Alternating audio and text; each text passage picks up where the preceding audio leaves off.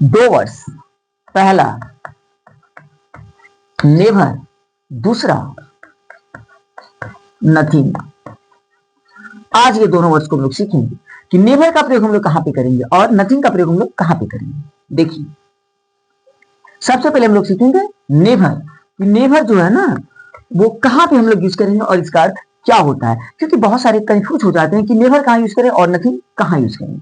देखिए, नेवर जो है ना, नेवर का अर्थ होता है कभी नहीं, कभी नहीं। और नेवर का जो पोजीशन होता है ना, ये हमेशा एमबी के पहले होता है। इसे एक एग्जांपल के साथ समझते हैं, जैसे कभी नहीं लड़ाई करना। तो लड़ाई करना ये आपका हो गया एमबी।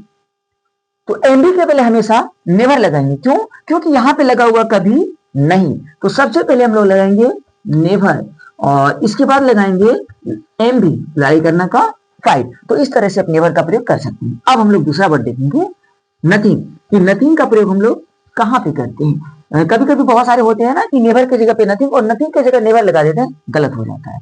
देखिए, दूसरा वर्ड है नथिंग। अभी हम लोग नथिंग का यूज सीखेंगे। तो इसका जो अर्थ होता है ना, इसका अर्थ होता है कुछ नहीं। और इसका जो पोजीशन है जस्ट उल्टा है, नेवर का उल्टा। इसको जो हम लोग लगाते हैं ना, वो एमबी के बाद लगाते हैं नथिंग, एमबी के बाद लगाते हैं। इसका अर्थ होता है कुछ नहीं। एक एग्जांपल के साथ हम लोग इसे भी समझते हैं, जैसे कुछ नहीं बोलना, कुछ नहीं बोलना। तो ये जो बोलना है ना, यही आपका है एमबी। और कुछ नहीं तो नथिंग है। सबसे पहले हम लोग किसको लिखेंगे? एमबी को, क्योंकि इसका जो नथिंग का जो पोजीशन है ना, वो एमबी के बाद होता है। तो सबसे पहले बोलना है तो बोलना का एमबी होता है। तो सबसे पहले हम लोग क्या लिखेंगे? एमबी लेंगे। तो यहां पे हो जाएगा स्पीक और इसके बाद कुछ नहीं, नथिंग। तो इसको हम लोग बाद में लिखेंगे।